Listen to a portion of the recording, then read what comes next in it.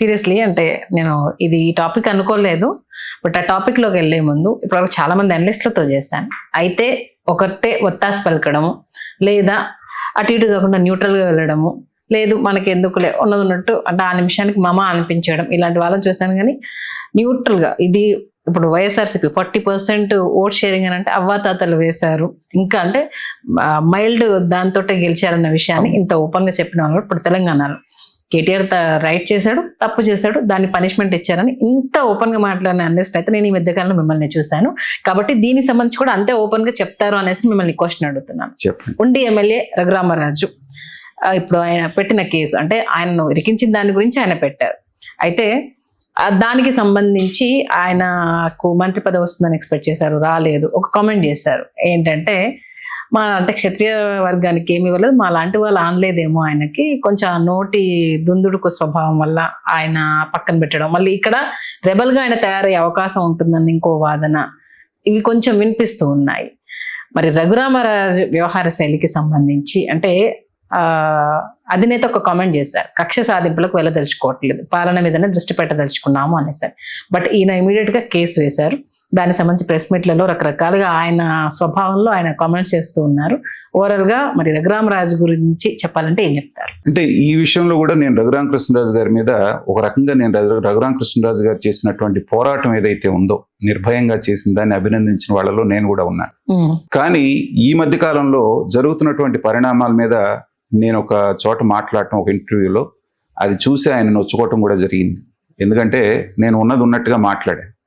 ఆయన శ్రేష్ఠ దృశ్యాన్ని నేను ఆ మాట మాట్లాడటం జరిగింది. మళ్ళీ మీరు ప్రశ్న వేశారు కాబట్టి చెప్తున్నాను. రఘురామకృష్ణరాజు గారు అన్నటువంటి వ్యక్తి ఒక అద్భుతమైనటువంటి వ్యక్తి, దాంట్లో ఏ రకమైనటువంటి అనుమానం లేదు. ఆ రాజులకు ఉండేటువంటి స్వతహాగా ఉండే ఆ బోళతనం, ఆ పట్టుదల, ఈ వ్యవహారాలన్నీ ఆయనలో మెండుగా ఉన్నాయి.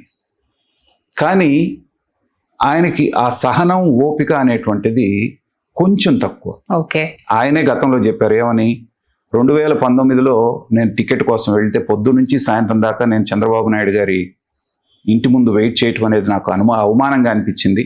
హ్యాపో నీ టికెట్ ఏంటని చెప్పేసి నేను వెళ్ళి వైసీపీలో చేరాను, నాకు వెంటనే టికెట్ ఇచ్చారు, గెలిచారు. సో అది మనకేమి ఇండికేట్ చేస్తుంది, తనని కాదు అనుకుంటే తనకు నచ్చకపోతే ఎవరైనా సరే, అది చంద్రబాబు నాయుడు గారు కావచ్చు, జగన్మోహన్ రెడ్డి గారు కావచ్చు, ఎవరైనా అనుకోవచ్చు. సో అలాంటి వ్యక్తిత్వం అయింది, మనస్తత్వం అయింది. ఆయన ఊహించుకున్నారు ఖచ్చితంగా నరసాపురం సీట్ నాదే, ఖచ్చితంగా నాకే వస్తుంది అనేటువంటిది. అంతవరకు పర్వాలేదు. కానీ ఆయన ఏ భావంలోకి వెళ్ళిపోయాడు అంటే ఆ సీట్ ఇప్పించాల్సిన బాధ్యత కూడా చంద్రబాబు నాయుడు గారిదే. ఒక సందర్భంలో ఒక కామెంట్ కూడా చేశారు, మీకు గుర్తుందా, నాకు ఆ సీటే ఇప్పించలేని ఆయన ఇంకా రాష్ట్రానికి పోలవరానికి నిధులేమి తీసుకొస్తాడు, అమరావతి ఏంది. అది ఎప్పుడు అన్నారు ఆ మాట? ఎలక్షన్ జరగక ముందు.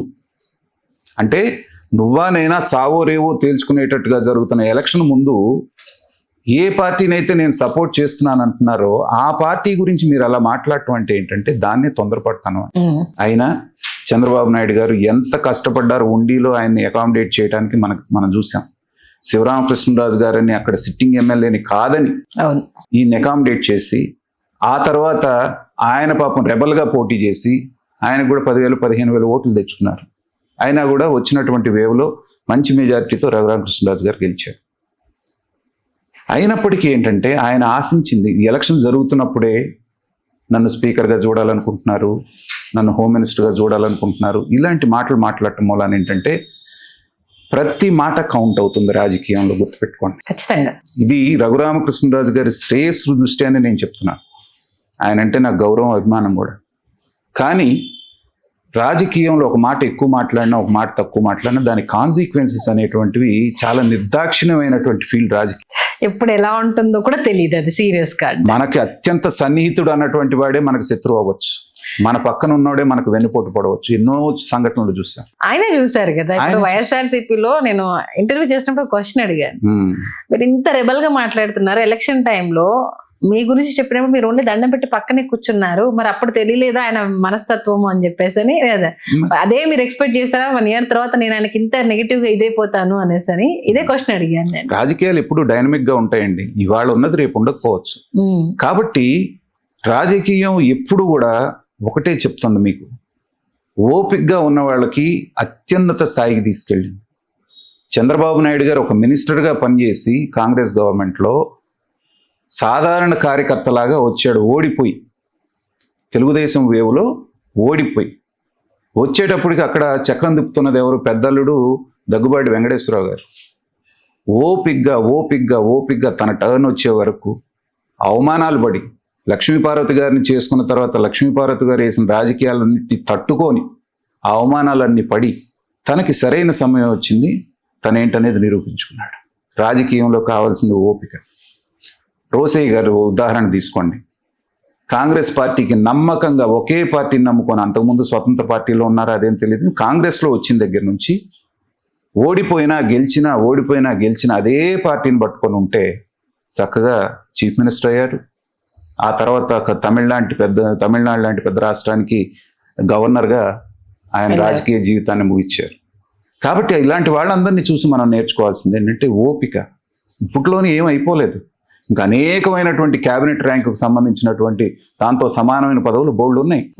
ఇలాంటి మాటలు మాట్లాడి మనం అధినేత దగ్గర మైనస్ పాయింట్లు వేయించుకొని ఇబ్బంది పడే కంటే ఓపికగా ఎదురు చూస్తే ఖచ్చితంగా రఘురామకృష్ణరాజు గారు లాంటి పబ్లిక్ చరిష్మా ఉన్నటువంటి వ్యక్తిని, ఢిల్లీలో ఆయనకున్నటువంటి కాంటాక్ట్స్ని ఉపయోగించుకోవడానికి సరైన సమయంలో సరైనటువంటి పదవి అయితే రఘురామకృష్ణరాజు గారికి ఇస్తారనటంలో ఏ రకమైన అనుమానం లేదు. కానీ మీ మీడియా వాళ్ళు ఉన్నారు చూసారా, మీరు సామాన్యులు కాదు. ఆయన దగ్గరికి వెళ్ళి ఇంటర్వ్యూ చేయటం మొదలు పెట్టగానే చాలా బలవంతంగా ఆయన ఏం మాట్లాడకూడదు అనుకుంటారు.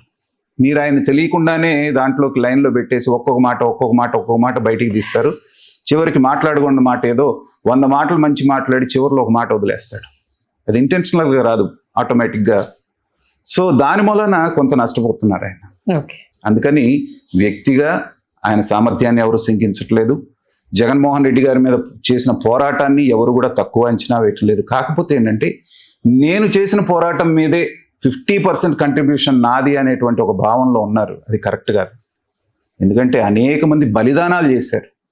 పల్నాడులో చంద్రయ్య అనేటువంటి కార్యకర్త మెడ మీద కత్తి పెట్టి జై జగన్ అంటే వదిలేస్తాం, జై చంద్రబాబు నాయుడు అంటే చంపేస్తామంటే జై చంద్రబాబు నాయుడు అంటే పీక్ కోసారు, చంపేశారు. అతను చేసిన త్యాగంతో పోల్చుకుంటే మీరు చేసింది ఎంత? ఎప్పటి నుంచో ఆ పార్టీని నమ్ముకొని కింద మీద పడుతున్నటువంటి ఎంతో మంది కార్యకర్తలు ఉన్నారు. సీనియర్ నాయకులను ఎంతమందిని పక్కన పెట్టారు చంద్రబాబు నాయుడు గారు, బుచ్చే చౌదరి గారు లాంటి. కాబట్టి మీరు చేసిన కంట్రిబ్యూషన్ అందరూ గుర్తించారు. రాష్ట్ర వ్యాప్తంగా ఎవరికీ లేనంత క్రేజ్ మీకుంది. కానీ ఇలాంటి వాటి మూలాన కొంచెం తగ్గుతుంది అది. అందుకని ఆయన స్థాయి వ్యక్తికి ఆ స్థాయి అలాగే మెయింటైన్ చేసుకుంటే రాబోయే రోజుల్లో చాలా మంచి భవిష్యత్తు ఉంది రఘురామకృష్ణరాజు గారికి, దాంట్లో ఎలాంటి డౌట్ లేదు. థ్యాంక్ యూ నాగార్జున గారు. నిజంగా చాలా ట్రాన్స్పరెంట్ గా అటు ప్రభుత్వంలో ఉన్న వాటిని, విపక్షాలు రాబోయే రోజుల్లో ఎలా ఉంటే బాగుంటుంది, అనేక అంశాలకు సంబంధించి మీ కోణం నుంచి చాలా చక్కగా తెలియజేశారు. ధన్యవాదాలు. Thank you. Please do subscribe to Telugu Rajyam channel. Please do subscribe to Telugu Rajyam channel. Please do subscribe to Telugu Rajyam channel. Hi అండి, నేను మీ ఆర్పీని, నెల్లూరు పెద్దారెడ్డి చేపల పులుసు ఓనర్ని. మీరు తెలుగు రాజ్యం అనే ఈ యూట్యూబ్ ఛానల్ సబ్స్క్రైబ్ చేసుకుని మంచి వీడియోలతో వస్తారు. Thank you so much. Hi people, I'm Sonakshi Verma and you please watch Telugu Rajyam and please subscribe to the channel.